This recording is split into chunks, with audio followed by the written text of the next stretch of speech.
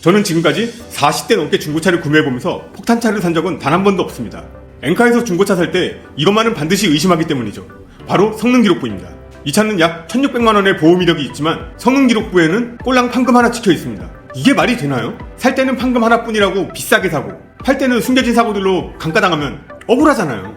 저번 구독자분의 중고차 골라주는 영상에 반응이 좋았는데 마침 또 어머니의 중고차를 골라달라고 요청하신 구독자분이 계십니다. 이 영상에서는 중고차 살 때 절대 손해보지 않는 4단계 프로세스를 구독자님의 차를 골라드리며 예시와 함께 설명드리겠습니다. 그럼 구독자님과 통화를 해볼까요?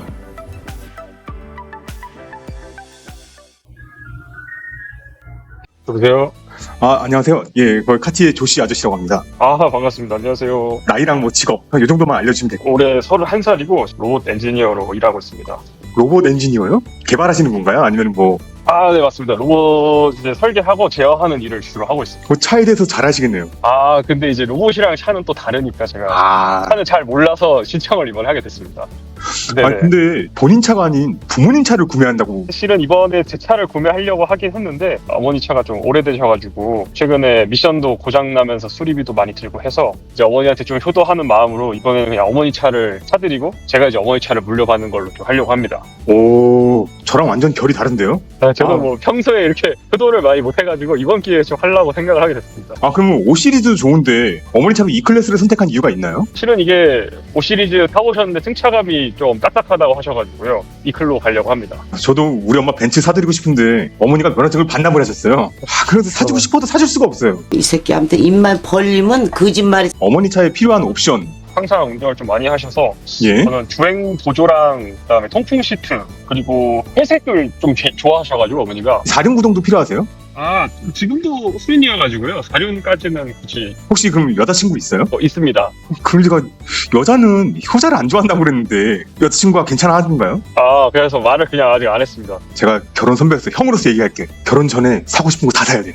허락보단 용서가 쉽습니다.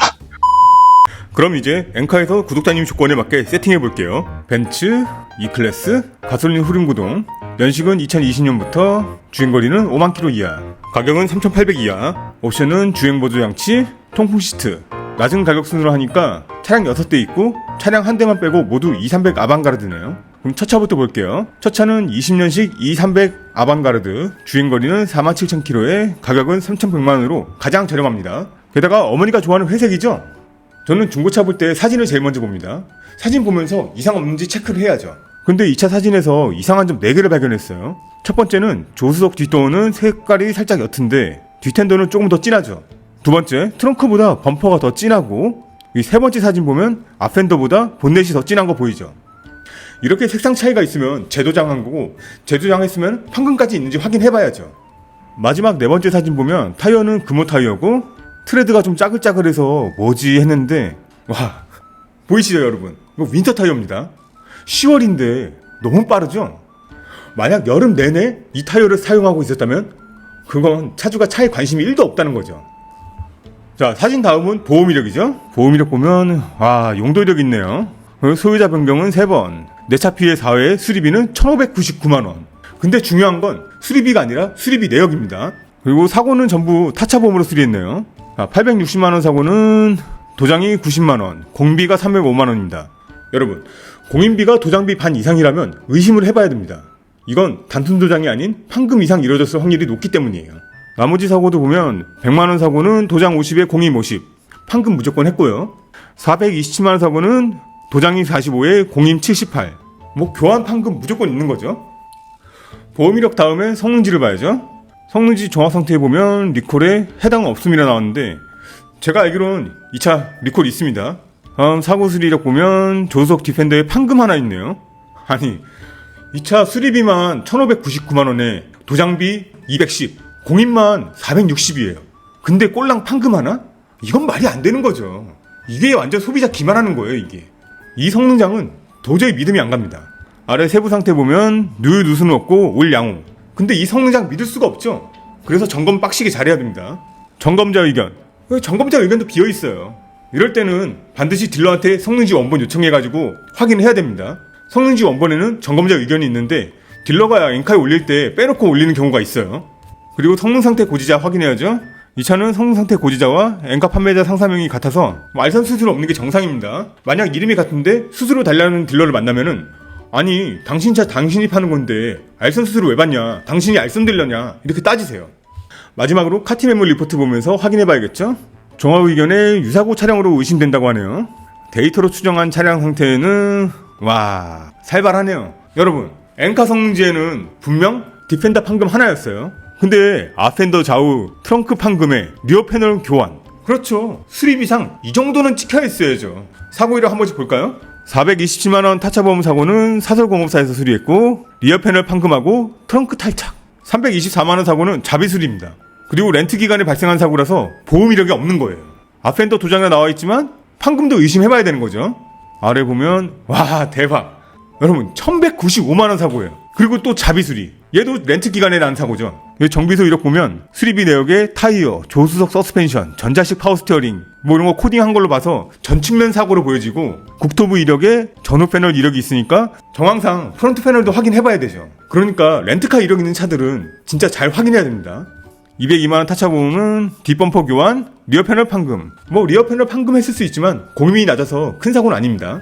그리고 864만원 타차보험 사고, 트렁크, 디펜더, 리어 패널 판금했네요. 그리고 내판 도장에 90만원이면 사설공업사에서 수리한 거고, 도장 내판에 90만원 받는 데서 공임이 305만원이다. 이거 절대 단순 판금 아니죠? 1175만원 자비 수리. 근데 이건 사고 날짜상 864만원 사고와 동일 사고인데 아마도 전방 사고는 자비 수리로 한 것 같아요. 그래서 아펜더 좌우도 판금했을 수 있으니까 확인해봐야 됩니다. 리콜 이력 보면 리콜 완료네요.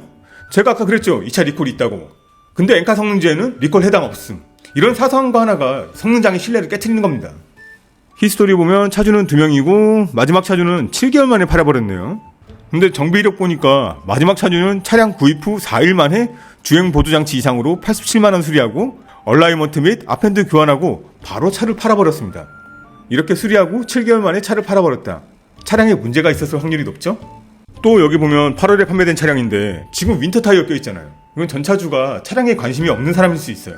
그리고 여기 보면 카티에 2차 성능지 원본이 있는데 엔카 성능지에는 점검자 의견이 비어있었죠? 근데 여기 성능지 원본에는 리콜 이행 여부 확인 필요, 운전석 쿼터 패널 부분 판금 있음, 트렁크 리드 탈부착이라고 있네요. 그래서 이렇게 언급된 부분들은 잘 확인해봐야 됩니다. 자, 결론 지어보면 이 차는 렌트 이력에 사고도 많고 1100만원짜리 하체 수리에 전차주 소유 기간도 짧죠? 그리고 성능장도 믿음이 안 갑니다.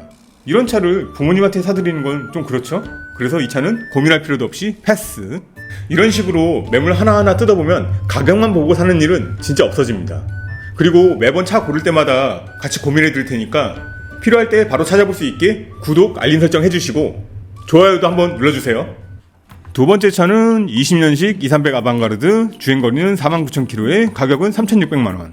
자, 사진부터 보면 사진상으로는 색상 차이도 없고 실내도 깨끗합니다. 근데 여러분, 외판은 실내에서 보지 말고 반드시 햇빛 있는 야외에서 봐야 됩니다. 그래야 문제 있는 점들이 더 잘 보여요. 사진 다음은 보험 이력을 봐야죠. 아, 이 차도 용도 이력이 있네요. 그리고 내 차 피해 0회, 타차가의 0회. 뭐 보험 이력상 깨끗하죠? 근데 이 차는 한 가지 특이한 점이 있어요.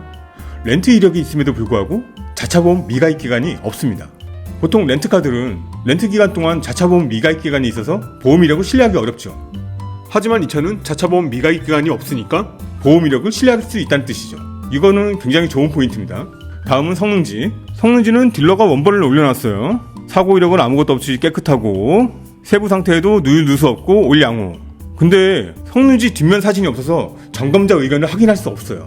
이런 차는 보러 가기 전에 딜러한테 성능지 원본을 요청해서 확인하고 가세요. 다음은 카티 리포트. 카티 리포트에도 사고 이력 하나도 없고 자비 수리도 없습니다. 그리고 카티 리포트에 성능지 원본 3, 4페이지가 있네요.